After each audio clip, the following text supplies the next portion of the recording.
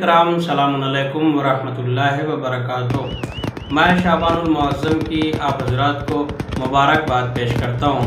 یہ مہینہ تمام خوشیوں والے مہینے کا سردار کہلاتا ہے۔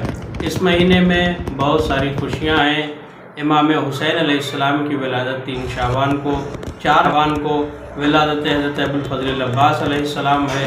اس کے بعد 5 شعبان کو ولادت امام زین العابدین علیہ السلام، نیمہ شعبان کو 15 شعبان کو ولادت منجی عالم بشریت حضرت مہدی موعود عجل اللہ تعالیٰ فرجہ شریف کی ولادت ہے۔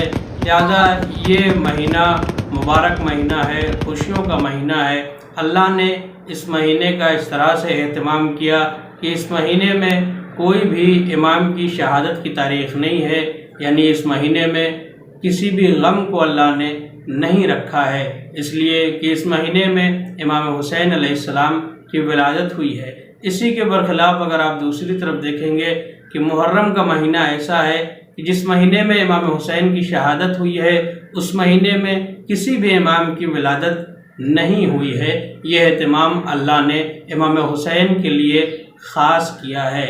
جیسا کہ اس ماہ شعبان کے حوالے سے بہت سارے اعمال بھی ذکر کیے گئے ہیں، اور اس ماہ شعبان میں عبادت کی جزا زیادہ ملتی ہے۔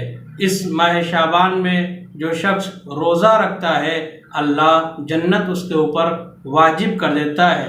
خصوصاً صدقے کے حوالے سے امام رضا علیہ السلام ارشاد فرماتے ہیں، اگر کوئی شخص اس ماہ شعبان میں صدقہ دیتا ہے، اگرچہ اس نے آدھی کھجور ہی صدقہ کیوں نہ دی ہو، اللہ اس کے جسم کو جہنم کی آگ سے محفوظ فرما دے گا، یعنی جہنم کی آگ اس کے اوپر حرام ہو جائے گی۔